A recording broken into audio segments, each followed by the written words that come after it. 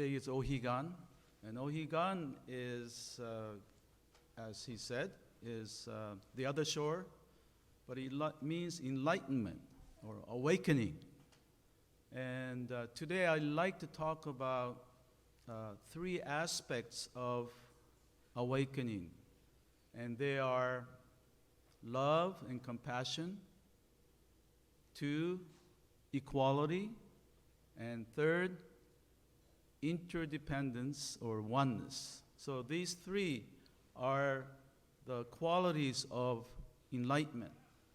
And I even say this is true not only for Buddhism, but other true religion. Okay? So boys and girls, I'm going to have a test, afterwards. What are the three?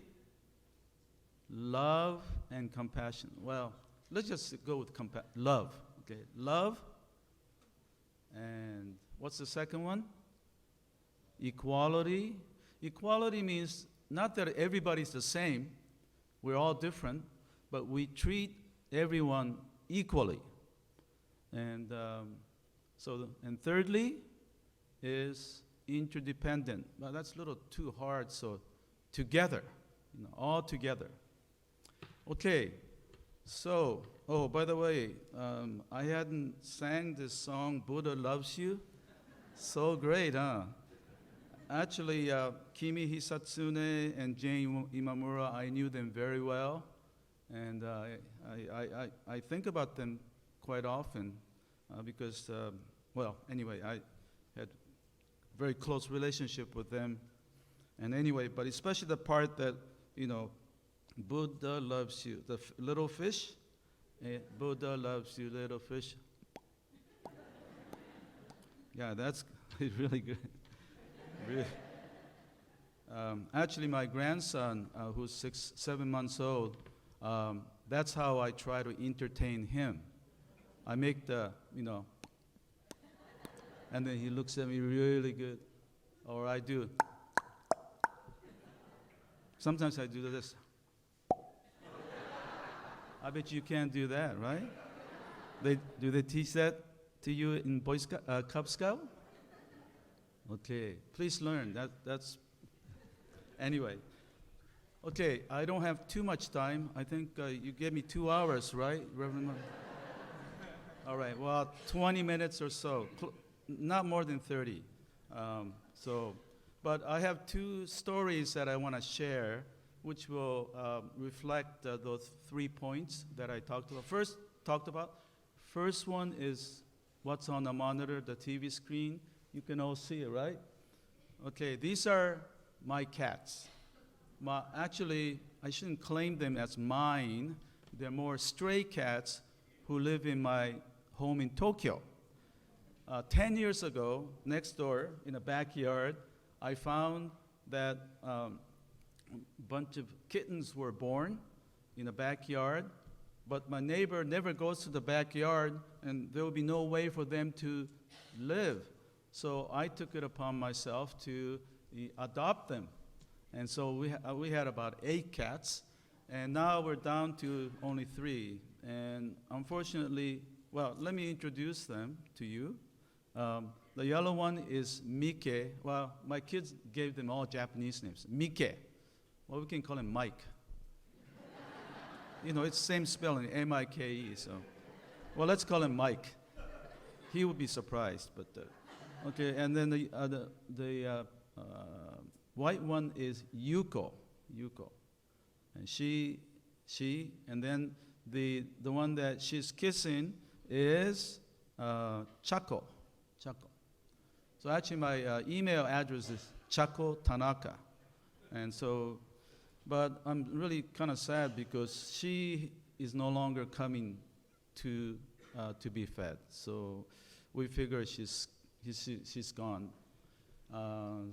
But it's been 10 years that we've been together. Anyway, so actually, our entire neighborhood, we take care of the kittens. And so even when I'm here back in California, they are being taken care by our neighbors. So it's really nice. It's a neighborhood cat. But unfortunately, because they are stray cats, we can never pet them. They just run away. Even though we feed them every morning. You know? I think they should be a little bit more grateful. Don't you think? We feed them all the time, you know? But they never let me pet them. So, but it kind of helps you to learn about Buddhism because we do things not to get something in return, but we do it because we want to do it. Okay, when you volunteer at OCBC, you do it because you want to do it, not because you want some acknowledgement. That would be nice, but, you know, that's dana. Dana means selfless giving without acknowledgement. That's the best way to be, you know. Life, that's fundamental. You do it because you want to without the wanting acknowledgement. But also know that we want acknowledgement. Anyway, so we feed them every morning, and one time they stopped coming, and or they would come off and on, and I was wondering why, and I found out that there was another cat. He's another stray cat, big, you know, and he has a big spot on his nose, so we call him Black Nose. So our cats were afraid of this black nose, so they would come off and on, and even though they wanted to get fed, they don't come close. So I began to get upset at the black nose, try to kind of shoo him away. And after a week or so, our Tanaka cats, you know, I call them our cats, Tanaka cats, stopped coming, and so I was upset, and so I ran outside, on the way, grabbed the slipper, and tried to chase the black nose away, and I'm going like this, and then I heard a voice. I will be kind and gentle to every living being. No, this is really true. Golden chain, you know, what am I doing? And so I, you know, put my slipper down, and then I realized I am not treating all the Pharaoh's cats, you know, they're all feral cats or stray cats, but I'm making a distinction between my cats and other cats, you know, Tanaka cats and non-Tanaka cats, you know. So we do that. Our people, those people. So Buddhism, equality. And it's something that we emphasize in America. Well, at least we used to do. But it's something that has been part of Buddhism 2,000 years before even America was even created. So it's been part of our religious tradition. So I have learned that through my cats. Another thing about is Mike, the yellow one. He's probably the one that comes most often. He never lets me pet him. But strange thing happened, about 4 years ago. I was walking in another part of the neighborhood I would say 400 yards away. And then I saw Mike, and I said, "Oh, Mike." And then Mike came up to me. And I was so elated, and came up to me, and I was able to pet Mike. And so it's so strange. In another part of the neighborhood, Mike is different. I don't know why. If there are some cat experts here, you can explain why that is. You know, same cat, totally different, friendly, you know, stretched, lay down and, you know, stretched. And so it was the happiest day of my life. Almost. Really. I mean, because, you know, for 6 years, that never happened. So strange, isn't it? So another message for this is that we think we know someone, or some cat, or some dog, or we know someone, but actually we don't know everything. So I thought to myself, we cannot judge just by my limited experience of that person.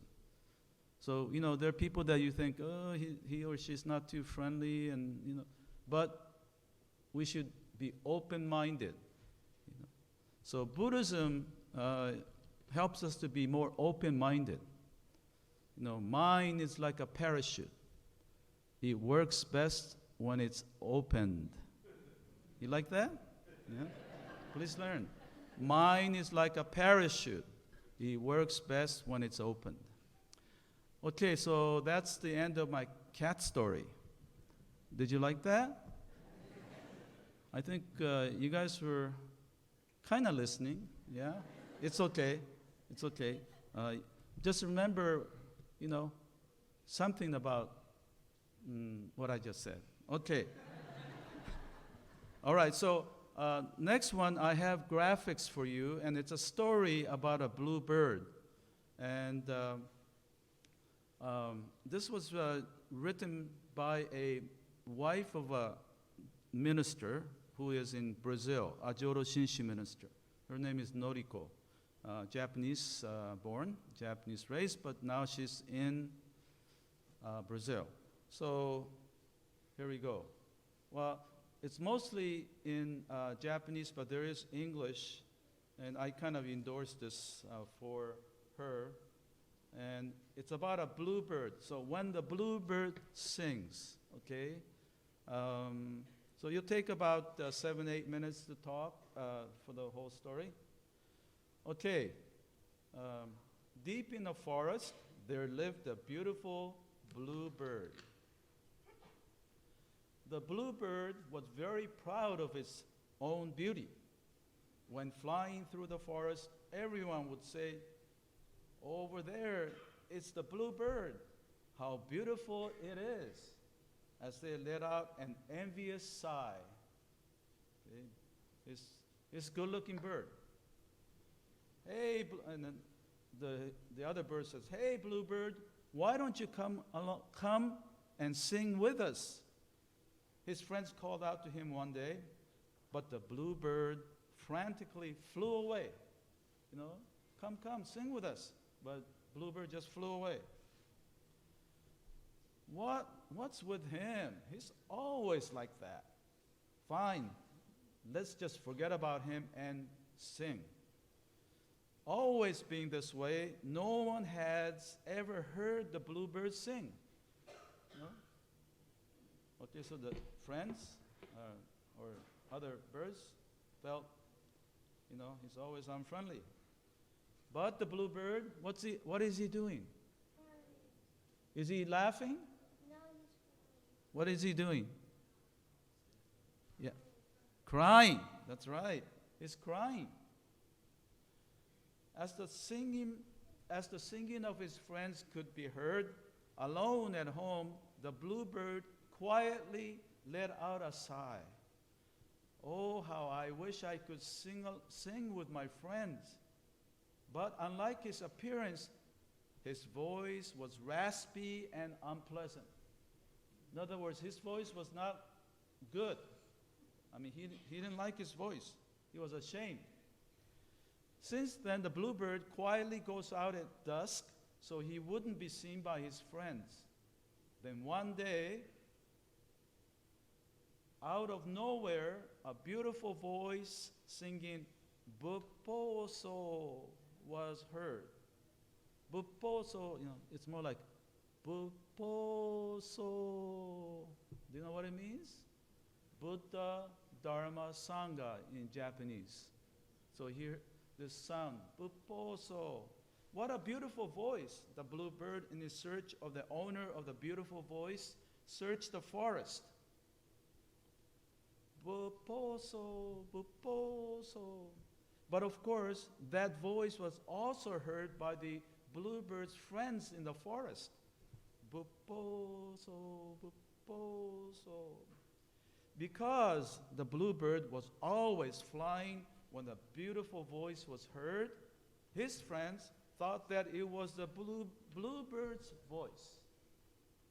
Okay, so his friends said, oh, whenever he flies, he can hear the beautiful voice, so he thought that was his. One day, the bluebird once again went out in search of the voice.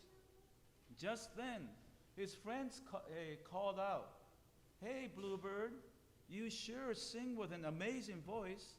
We heard you. It was a grateful voice. We could hear Buposo. It's so lovely," as they flew by. So in other words, his friends thought it was his voice and it was so great, and Bluebird was told, "You had a wonderful blue voice." However, this is a bluebird. "Oh no," thought the bluebird. Why do you think that? Why do you say, "Oh no"? What shall I do? That's not me. That isn't my voice. Buposo. That voice could be heard from far, far away. The bluebird quickly flew in the direction of the voice. Quietly at dusk, the bluebird would go out in search of that voice. Seeing the bluebird flying about, his friends began calling him Buposo. The bluebird did not feel bad as he thought to himself, but that's not true. So in other words, they called him Buposo thinking that that's his voice, but he knew it wasn't his voice, but feeling embarrassed became all the more difficult for the bluebird to go out, that he would go out searching for the owner of the voice only after his friends were fast asleep. So he knew it wasn't true, but so he went out looking for the bird with a beautiful voice. It also seemed that the voice could be better heard at night. Buposo, Buposo. Ah, I found it. Finally, the bluebird found the owner of that voice. It was none other than a big Japanese scops owl. In a raspy voice, the bluebird called out to the scops owl, "Excuse me." And the scops owl turned around with a gentle look. As their eyes met, the bluebird immediately felt happy, yet ashamed and disappointed in himself, and began to cry. The bluebird could not stop crying. How do you cry? Loudly cried the bluebird. The scops owl gently watched over the crying bluebird. "Crying," the bluebird said, with such an ugly voice as mine, I can't sing with everyone. My friends are mistaken, thinking that your beautiful voice belongs to me, when my voice is actually this ugly. But here I am, unable to say so." He couldn't tell the truth, partly because he liked people thinking that he had a great voice too. Gently bringing the crying bluebird to his side, yet in a firm yet beautifully clear voice, the scops owl said, "Just as you are. It's fine, just as you are." Once more, "It's fine, just as you are. I have heard about you, Buposo. What a nice name it is. And your voice also comforts those who hear it, and it is a very wonderful voice." "That cannot be," said the bluebird, gazing up at the scops owl in surprise. "Buposo, now listen carefully. I can only fly at night after dark. That is why I would be happy if you would fly during the day. Everyone is happy with you just flying." Buposo cried and cried. Buposo was overjoyed and happy for being forgiven and saved. This is the same. Since then, Buposo would fly all day from tree to tree, forest to forest. Then at night, he would always go to the scops owl's side and listen to his stories. And sharing the stories with his friends the next day became a part of his daily routine. that voice was happy one that everyone was thankful for. And sharing the joy with his friends, Buposo came to enjoy being able to sing together with them. No one of his friends said that Buposo's voice was ugly. All along he thought his voice was ugly, but it really, to his friends, was not ugly. And to this day, the voice of Buposo can be heard every evening, quietly deep in the forest. And that is the end of the story. How'd you like it? Yay! Well, so, number of messages, and I don't probably have to explain, but one is that Bluebird thought that his voice was ugly, unpleasant, but other birds didn't think so. Okay? And I think we ourselves have that kind of tendency, we call it inferiority complex. We think, it's not as good as others, but in reality, often it's not the case. So, not to be too, conscious of that. So that's one message. And the other one is Scop's owl. Who does he remind you of?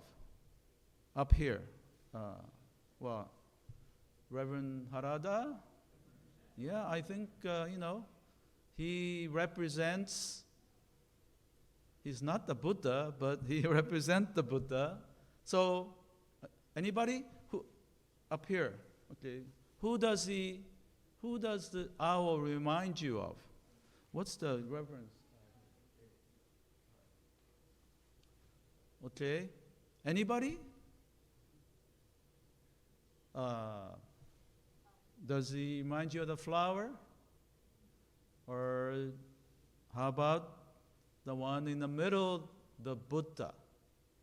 Amida Buddha. So owl is like Amida Buddha, just as you are. You're fine just as you are. And he has a gentle voice, kind of a embracing, encompassing gesture. And so, and then what happened to the bluebird? He felt so accepted. And he cried and cried.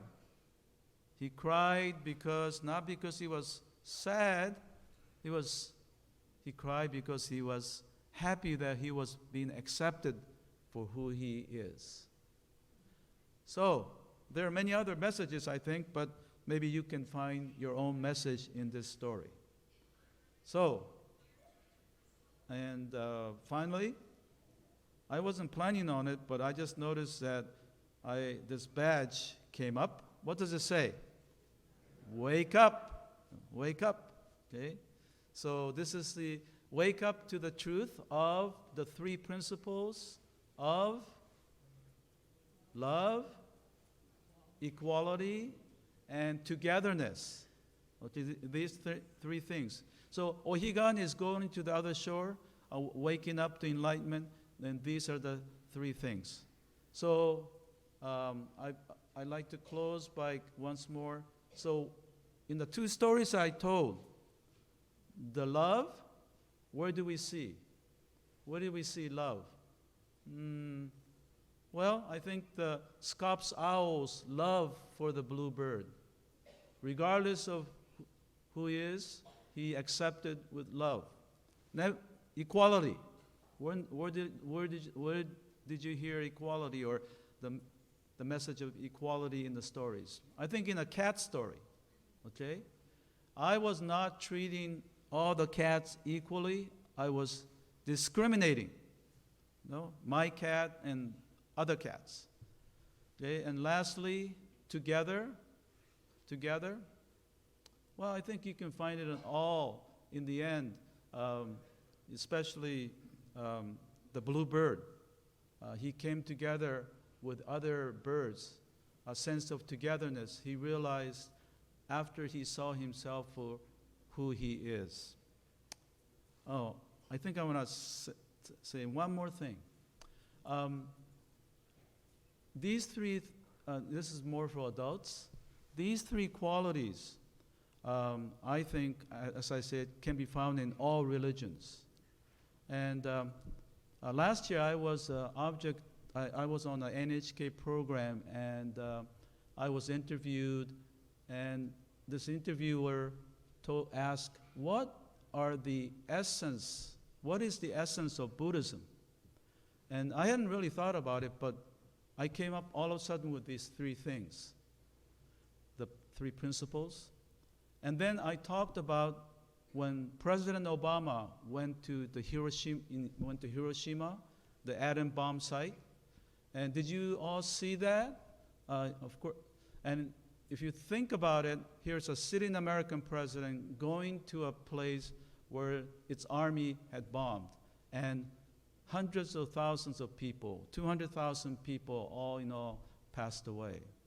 And then he went to greet some of the survivors, and he went up, and then automatically they embraced each other. And when I saw that, I had tears in my eyes.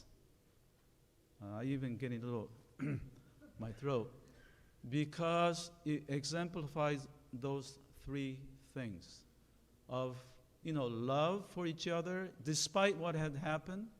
And here you have President of the United States and regular Japanese person, albeit he is a survivor, on equal footing, embracing each other, and coming together is symbolic of unity coming together. So I was so moved by that, and I mentioned that, and it was also in the NHK documentary. And ever since, I have been getting a lot of comments that they thought what those three qualities, they were moved. They thought they had never heard that kind of way of expressing the essence of Buddhism and all religions. So that's my message for today. Best wishes to you. Life is a bumpy road, but by coming to the temple, you learn teachings from these great teachers. And so please apply that to your life and make life, well worth living, but also sharing that energy and love and care for other people, not only in your community, but in all communities. Namandavs, namandavs.